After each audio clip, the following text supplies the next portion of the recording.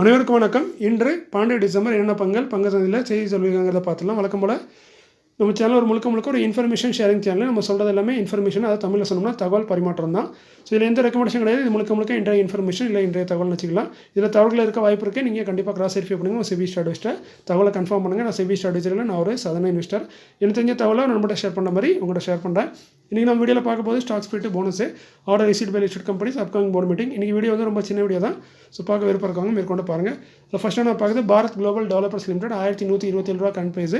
8:10 bonus அறிவிச்சிருந்தாங்க. Already 10 share வச்சிருந்தா 8 share போனஸாக கிடைக்கும். ஸோ 10 ஷேர் 18 ஷேராக மாறும்.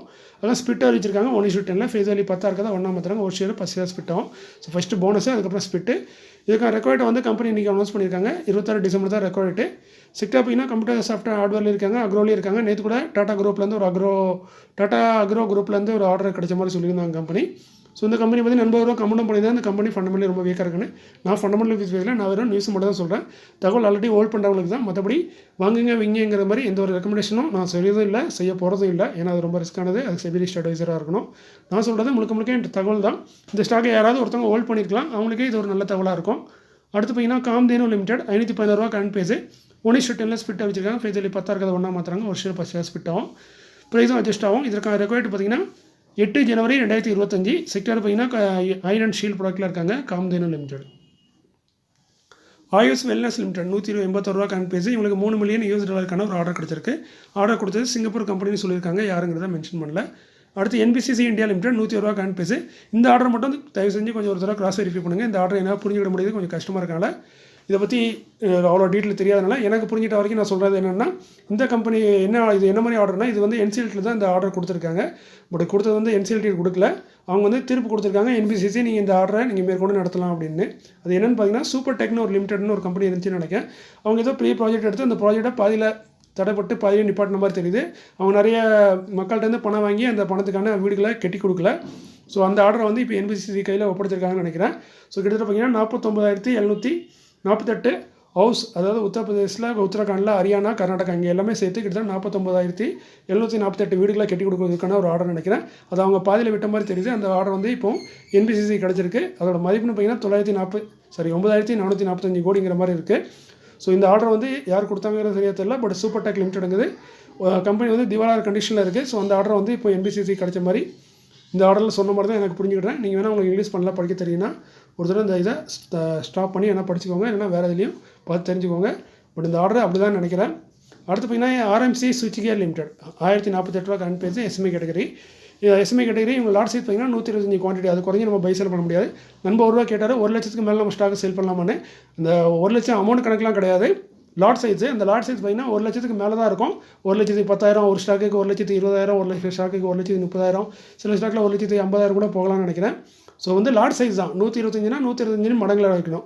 125, 230, 250, 250 அந்த மாதிரி நீங்கள் 125 மல்டிப்ளை பண்ணிட்டே போகணும். அந்த மாதிரி அதன் மடங்கில் நம்ம விற்கலாம். அதை குறைஞ்சி பைப்புனா சேல் பண்ண முடியாது. அதான் SME கேட்டகரி. இப்போ இந்த ஸ்டாக்கில் என்ன நியூஸ்னு பார்த்தீங்கன்னா, இவங்களோட போர்டு மீட்டிங் வந்து 17 ஜனவரியில் இருக்குது, 17 டிசம்பரில் இருக்குது. அந்த போர்டு மீட்டிங்கில் வந்து SME பிளாட்ஃபார்ம்லேருந்து BSE பிளாட்ஃபார்ம், அதாவது மெயின் போர்டுக்கு இவங்க மாறதுக்கான வாய்ப்புகள் முடிவெடுக்க போகிறான்னு சொல்லியிருக்காங்க. ஸோ போர்டு மீட்டிங்கில் முடிவெடுப்பாங்க. அதுக்கப்புறம் செபிடியும் மற்றபடி இவங்கள்ட்ட போய் அப்ரூவல் வாங்கி அவங்க ஓகேன்னு சொல்லிட்டாங்க. அந்த பேராமீட்டர் எடுத்து நம்ம பார்த்தோம்ல 10 கோடிக்கு மேலே இருக்கணும், அந்த மாதிரி நிறைய கண்டிஷன் இருக்குது.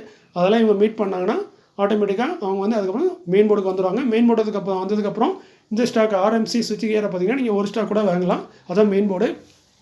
இப்போதைக்கு இது SMEல தான் இருக்குது. ஸோ SMEலேருந்து இப்போ மெயின் போர்டுக்கு மாற போகிறதா தகவல் தெரிவிச்சிருக்காங்க. ஸோ SME ஸ்டாக் வந்து அப்படி தான். SMEலே ஒரு நாளைக்கு இருப்பாங்கன்னு சொல்ல முடியாது. கொஞ்சம் வளர்ந்ததுக்கப்புறம் அவங்க மெயின் போர்டுக்கு வந்துடுவாங்க. அடுத்து பார்த்தீங்கன்னா டாடா மோட்டார்ஸ் லிமிடெட் 786 ரூபா கரண்ட் பேஸு. நல்ல ஒரு சூப்பரான ப்ரைஸு 786 786.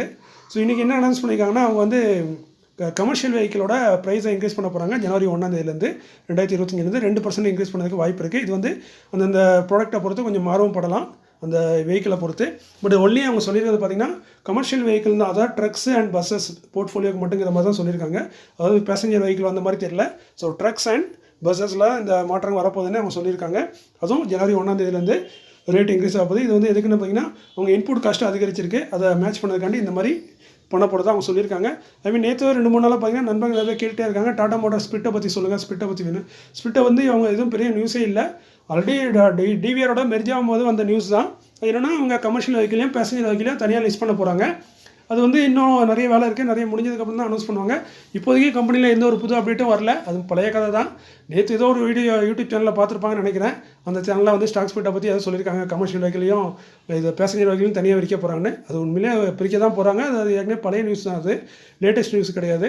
ஸோ அந்த வீடியோ பார்த்துட்டு நிறைய நண்பர்கள் அனௌன்ஸ் பண்ணுற மாதிரி சொல்லியிருக்காங்க. இந்த வரைக்கும் எந்த ஒரு ரிசல்ட்டும் எந்த ஒரு அனௌன்ஸ்மெண்ட்டும் கம்பெனிலேருந்து வரல. பட் பிரிக்க போகிறாங்க, அது உண்மை. அதுக்கான வேலை நடந்துகிட்ருக்கு. பட் இன்னும் முடிவு வரல. ஸோ முடிவு வந்தோடனே நானும் அப்டேட் பண்ணுறேன். அடுத்து பார்த்தீங்கன்னா upcoming board of directors meeting may consider. இது வந்து வேதாந்தா லிமிடெட். இவங்க 522 ரூபாய் ட்ரேட் இருக்காங்க. 16 டிசம்பரில் போர்டு மீட்டிங் இருக்குது. டிவன் குறித்து முடிப்போம்னு சொல்லியிருந்தாங்க. ஆல்ரெடி ஒரு அக்டோபரில் ஒரு மீட்டிங் வச்சிருக்க மாதிரி இருந்துச்சு. அந்த எதை கேன்சல் பண்ணிட்டாங்க. முடியல, நாங்கள் கொடுக்க முடியாது, பிறகு பார்த்துக்கலாம் அப்படின்ட்டு. ஸோ இன்றைக்கி அது திரும்ப நேற்று திரும்ப அனௌன்ஸ் பண்ணியிருக்காங்க. 16 டிசம்பரில் போர்டு மீட்டிங். டிவன் குறித்து முடிப்போம். டிவன் அறிவிக்கப்பட்டால் அதற்கான ரெக்வயர்ட் வந்து 24 டிசம்பர்னு சொல்லியிருக்காங்க. அதேமாதிரி இவங்க டிவன் பார்த்தீங்கன்னா நல்லா டிவன் கொடுக்குற கம்பெனி, எல்லாரும் தெரிஞ்ச கம்பெனி தான். ஆல்ரெடி இந்த வருஷத்தில் பார்த்தீங்கன்னா 3 டிவன் கொடுத்துருக்காங்க. 11 ரூபா, 4 ரூபா, 20 ரூபா. ஸோ மேற்கொண்டு என்ன மாதிரி டிவன் தராங்கன்னு பொறுத்து தான் பார்க்கணும். செக்டர் வந்து டைவர்சிஃபைட் மெட்டல்ஸில் இருக்காங்க, வேதாந்தா லிமிடெட். இதை பற்றி வீடியோ வந்து நேற்று வீடியோலையும் சொல்லியிருப்பேன். நேற்று வீடியோவில் சொல்ல, பட் தம்ப்நெயிலில் மென்ஷன் பண்ணியிருந்தேன். வீடியோவில் அந்த நியூஸ் இல்லை, பட் தம்ப்நெயிலில் மட்டும் மென்ஷன் பண்ணேன். ஏன்னா நான் வீடியோ ரெடி பண்ணிகிட்டு இருக்கேன். இப்போ அப்லோட் பண்ணும்போது தான் அந்த நியூஸ் வந்துச்சு. ஸோ அதனால் நான் தம்ப்நெயிலில் ஆட் பண்ணிட்டேன். ஸோ இதோட நியூஸ் முடிஞ்சதே. நீங்கள் வீடியோலாம் நாளைக்கு வேறு ஏதாவது வீடியோ இருந்தால் பார்க்கலாம். ஸோ எல்லோரும் போயிட்டு வரலாம். அதுமாதிரி 2-3 நண்பர்களை வந்து ஸ்கை கோல்டு அப்படிங்கிற ஒரு கம்பெனியை பற்றி கேட்டிருக்காங்க. ஏன்னா நல்ல ஒரு போனஸ் தராங்க. அந்த நியூஸை பார்த்துட்டு நிறைய பேர், ஆக்சுவலி அந்த வீடியோ நான் போட்டது வந்து 3 டிசம்பரில் போட்ட வீடியோ. அதுக்கு நேற்று தான் நிறைய கமெண்ட், நேற்று முந்தானத்தில் நிறைய கமெண்ட். இந்த ஸ்டாக்கை வாங்கலாமா, இந்த ஸ்டாக்கை ஹோல்ட் பண்ணலாமா, இந்த ஸ்டாக்கை இன்வெஸ்ட் பண்ணலாமா சேஃபானு ஒரு 3 நண்பர்கள் அப்படி கேட்டிருக்காங்க. அவங்களுக்கான பதில் தான். ஸோ நீங்கள் வீடியோ ஸ்கிப் பண்ணால் இங்கே ஸ்கிப் பண்ணிடலாம். இல்லை ஒரு ஸ்டாக்கில் என்ன மாதிரி செலக்ட் பண்ணுங்கிறத பார்க்கணுன்னா நீங்கள் மேற்கொண்டு பாருங்கள். அதில் பார்த்தீங்கன்னா ஸ்கை கோல்டு 4324 ட்ரேட் ஆகிட்டு இருக்கு கரண்ட் பேஸு. ஸோ இந்த ஸ்டாக்கில் என்னென்னு பார்த்தீங்கன்னா, நான் முக்கியமாக ஒரு ஸ்டாக்கை பார்க்கும்போது தான் ஃபஸ்ட்டு மார்க்கெட் கேப் பார்க்கலாம். சரி, ஓகே, 6300 கோடி மார்க்கெட் கேப்பு. பட் இதை ப்ரைஸை பொறுத்து மாறிட்டே இருக்கும். ஸோ ஓரளவுக்கு இப்போதைக்கு நல்ல ஒரு ப்ரைஸில் தான் இருக்குது, நல்ல ஒரு மார்க்கெட் கேப் தான் சொல்லணும். அதுக்கப்புறம் ப்ளஸ் பாயிண்ட்னு பார்க்குறேன். ஃபஸ்ட்டு ROCE, ROE இது ரெண்டுமே பார்த்தீங்கன்னா 15க்கு மேலே இருக்குன்னா நல்லா தான். பட் இதில் ரெண்டுமே சூப்பராக தான் இருக்குது. ஒன்று 18, ஒன்று 23. ஸோ ரெண்டுமே சூப்பராக இருக்குது. அதேமாதிரி கடன் இருக்கிறதுல வந்து பார்த்திங்கன்னா முக்கியமாக ROCE தான் பார்க்கணும். அப்படி பார்க்கும்போது 18ங்கிறது நல்ல ஒரு ROCE தான். ஸோ நல்ல ஒரு ROCE இருக்குது. அதுக்காக ரிசர்வ் வச்சுருக்காங்க. நல்ல ஒரு 334 கோடி ரிசர்வ் இருக்குது. ப்ரொமோட்டர் ஹோல்டிங் 58% வச்சுருக்காங்க. அதுவும் சூப்பர் தான். அதுமாதிரி DIS 6%, FIS 1% வச்சுருக்காங்க. இது ரெண்டுமே நல்ல விஷயம். ஸோ இது எல்லாமே இந்த ஸ்டாக்கு நல்ல விஷயம். அதுமாதிரி கெட்ட விஷயம் அப்படிங்கிற மாதிரி, அதாவது தவறான விஷயங்கள் அப்படின்னு பார்த்தீங்கன்னா, கரண்ட் பேஸ் வந்து 4324. இது வந்து பார்த்திங்கன்னா கிட்டத்தட்ட 52 வீக் ஆகிக்கிட்டே இருக்குது. நீங்கள் பார்க்கலாம், லோ வந்து வெறும் 890 தான். இப்போது 4680 வரைக்கும் போயிருக்கு, 300 வரைக்கும் போயிருக்கு. ஸோ ரொம்ப ஹையில் இருக்குது ஸ்டாக்கு. பியும் பார்க்கலாம். PE பார்த்திங்கன்னா 78 இருக்குது. இது ரொம்ப ஹையான PE தான். அதே மாதிரி புக் வேல்யூ பார்த்திங்கன்னா வெறும் 254 தான். இன்ட்ரெஸ்ட் வேல்யூ பார்த்திங்கன்னா 1500. ஸோ 1500 அந்த ரேஞ்சில் இருந்தால் கூட ஓரளவுக்கு கன்சிடர் பண்ணுற மாதிரி இருக்கலாங்களாம். பட் ஸ்டாக் வந்து இப்போ ரொம்ப ஓவர் வேல்யூவாக இருக்குது. அதுமாதிரி 468 கோடி கடன் வச்சுருக்காங்க. டெட் டு ஈக்விட்டி பார்த்திங்கன்னா 1.35, 1க்கு மேலே இருக்கிறது அதிகம் தான். பட் இந்த ஜுவல்லரி கடை, இவங்க வந்து மெயின் பிஸ்னஸ் பார்த்திங்கன்னா ஜுவல்லரி தான். நம்ம கல்யாண ஜுவல்லரி, இந்த மாதிரி ஜுவல்லரி. ஸோ எல்லா ஜுவல்லரி கடைக்குமே பார்த்திங்கன்னா இந்த இது வந்து டெட் டு ஈக்விட்டி வந்து கொஞ்சம் அதிகமாக தான் இருக்குது. ஸோ அதெல்லாம் இதை விட்டுடலாம் மேபி. ஆனால் மற்ற கம்பெனி பார்க்கும்போது டெட் வந்து 1க்கு மேலே இருக்குதுங்கிறது கொஞ்சம் நல்ல விஷயம் கிடையாது. ஸோ அதுமாதிரி நல்ல ஒரு ப்ராஃபிட் பண்ணுறாங்க. 80 கோடி. EPSும் ஓரளவுக்கு டீசெண்டாக இருக்குது. பட் கரண்ட் ப்ரைஸ் வந்து ரொம்ப ஓவர் வேல்யூவாக இருக்குது. ஸ்டாக் வந்து ஓரளவுக்கு நல்லதாக தெரியுது. பட் கரண்ட் வேல்யூ ரொம்ப ஓவர் வேல்யூவாக இருக்குது. ஸோ இது ஒரு மைனஸ் பாயிண்ட்டு. ஸோ நல்ல ஸ்டாக்னு முடிவு பண்ணிட்டீங்கன்னா அது எந்த ஸ்டாக்கில், அந்த ஸ்டாக்கை வந்து எந்த ப்ரைஸில் வாங்குறது தான் முக்கியம். ஸோ குறைஞ்ச விலையில் வாங்கினா தான் அது நல்ல ஸ்டாக்காக இருக்கலாம். மற்றபடி நல்ல ஸ்டாக்கை நீங்கள் அதிக விலை கொடுத்து வாங்கினீங்கன்னா அது வந்து கொஞ்சம் நல்லா உங்களுக்கு லாஸ் தான் ஏற்படுத்தும். மேபி ஏன்னா ஃபியூச்சர் லாங் டைமில் நல்லா ரிட்டர்ன் கொடுக்கும். பட் ஷார்ட் டைமில் உங்களுக்கு லாஸ் தான் கொடுக்கும். அதேமாதிரி உங்களோட ஃபைனான்ஷியல் பார்க்கலாம். 2022 தான் இருக்குது ஆன்லைனில் பார்த்தா. 2023, 2024 சேல்ஸும் நல்லா இம்ப்ரூவ் பண்ணியிருக்காங்க. அதேமாதிரி ஆப்ரேட்டிங் மார்ஜின் பார்த்திங்கன்னா வெறும் 3% தான். ஏன்னா இவங்க வந்து ஜூலையில் இருக்கிறது மொபி அவங்களுக்கு ப்ராஃபிட் கம்மியானு தெரில. 3% தான் ஆப்ரேட்டிங் மார்ஜின் இருக்குது. இது வந்து ஒரு 10க்கு மேலே இருந்தால் இன்னும் சூப்பராக இருந்திருக்கும். அதேமாதிரி நெட் ப்ராஃபிட் பார்த்திங்கன்னா 17 கோடி, 19 கோடி, இப்போ 40 கோடி. ஸோ நல்ல ஒரு ப்ராஃபிட் பண்ணியிருக்காங்க கடந்த 3 வருஷத்தில். அதேமாதிரி இப்போ குவார்டர்லி ரிசல்ட் இப்போ ஒன்று போஸ்ட் பண்ணாங்க. அந்த குவார்டர்லி ரிசல்ட்டில் அதுலேயும் நல்ல ரிசல்ட் போஸ்ட் பண்ணியிருக்காங்க நம்ம ஸ்கை கோல்டு. அதேமாதிரி இவங்க ப்ரொமோட்டர் ஹோல்டிங் பார்க்கலாம். ப்ரொமோட்டர் ஹோல்டிங் வந்து குறைஞ்சிட்டே வருது.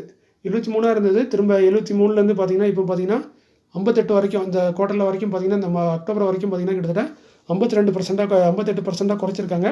ஸோ இது வந்து கொஞ்சம் வருத்தமான விஷயம். ஏன்னா ப்ரொமோட்டர் ஹோல்டிங்கை குறைக்காங்கன்னா நம்ம கொஞ்சம் சிந்திக்க வேண்டிய விஷயம். ஆனால் FIS ஹோல்டிங்கை இன்க்ரீஸ் பண்ணியிருக்காங்க 1%. அதேமாதிரி DISும் பார்த்திங்கன்னா மார்ச் வரைக்கும் எந்த DISும் இல்லை. அதுக்கான இப்போ மட்டும் பார்த்திங்கன்னா கிட்டத்தட்ட 6% DI வந்து இம்ப்ரூவ் பண்ணியிருக்காங்க. அவங்க வந்து மோத்திலால் ஓஸ்வால் நினைக்கிறேன் 2-3 கம்பெனி வாங்கியிருக்காங்க.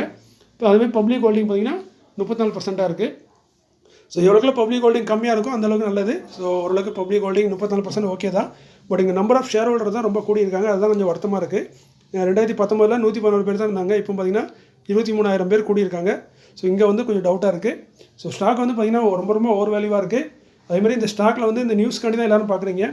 ஸோ நியூஸும் பார்க்கலாம். நீங்கள் கடந்த ஒரு மாதத்தில் இந்த ஸ்டாக் கொடுத்த ரிட்டர்ன் பார்த்திங்கன்னா கிட்டத்தட்ட 34%. ஸோ நீங்கள் இப்போவுமே வாங்கினீங்கன்னா அது மேற்கொண்டு ரிட்டர்ன் தரமா தராதாங்கிறது கேரண்டி கிடையாது. ஸோ ஆல்ரெடி இந்த ஸ்டாக் நல்ல ஒரு ரிட்டர்ன் கொடுத்துருக்கு. அது எப்போ கொடுக்க ஆரம்பிச்சதுன்னு பார்த்திங்கன்னா நவம்பர் 13 அன்றைக்கி தான் அவங்க ரிசல்ட் அனௌன்ஸ் பண்ணாங்க. ஸோ அன்றைக்கி ரிசல்ட் வந்து நல்ல ரிசல்ட்டாக இருந்துச்சு. நல்ல ஒரு ப்ராஃபிட் பண்ணாங்க. அதுக்கு முக்கியமான காரணம் அதர் இன்கம்லாம் ஒரு 20 கோடி வந்துருந்துச்சு. அந்த இது அதர் இன்கம்னால தான் நல்ல ஒரு ரிசல்ட்டை போஸ்ட் பண்ணாங்க. அதுக்கப்புறம் இந்த போனஸ் அறிவிப்பு. ஸோ இந்த முக்கிய காரணத்தினால கிட்டத்தட்ட 34% ஆல்ரெடி இந்த ஸ்டாக் ரிட்டர்ன் கொடுத்துட்டாங்க. ஸோ இப்போதைக்கு ரொம்ப ஓவர் வேல்யூவான ஸ்டாக்கு. ஸோ இந்த மாதிரி ஓவர் வேல்யூலாம் நான் பெரும்பாலும் அவாய்ட் பண்ணிடுவேன். மேபி அது மேகலானா போகலாம். பட் இப்போ வாங்கி கஷ்டப்படுறதுக்கு சும்மா இருந்துட்டு போயிடலான்னு சொல்லி விட்டுருவேன். ஸோ போனஸே இந்த மாதிரி நியூஸ் எல்லாம் பார்க்காதீங்க. நியூஸ் பார்த்ததுக்கப்புறம் ஸ்டாக்கோட ஃபண்டமெண்டல் என்னங்கிறது செக் பண்ணுங்கள். நல்ல ஃபண்டமெண்டல் உள்ள ஸ்டாக்கு தான் மேலே போகிறதுக்கு வாய்ப்பு இருக்குது. சிலரும் நல்ல ஃபண்டமெண்டல் இல்லாட்டாலும் மேலே போவோம். அது வந்து சில பேர் ஆப்ரேட்டர் அதில் யூஸ் பண்ணுவாங்க. ஸோ ரிஸ்க்குங்கிறது எல்லா பக்கமும் இருக்குது. ஸோ அதனால் அலசி ஆராய்ஞ்சி அதுக்கப்புறம் முடிடுங்க. ஸோ ரிஸ்க் டிவிடெண்டு போனஸ் எக்ஸ்பெக்ட்டுக்குன்னு ஆசைப்பட்டு ஸ்டாக்கை வாங்காதீங்க.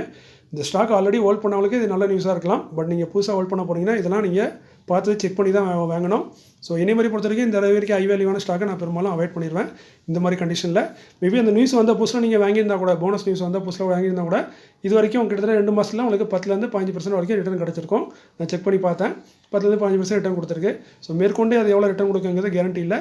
ஸோ அதனால் ரிஸ்க் இருக்குது. ஸ்டாக் வந்து ஓவர் வேல்யூவாக இருக்குது. இன்றைக்கி இந்த வீடியோ இதோட முடிச்சிடறேன். மீண்டும் ஒரு நல்ல காலையில் உங்களை சந்திக்கிறேன். இப்படிக்கு உங்களில் ஒருவன். நன்றி, வணக்கம்.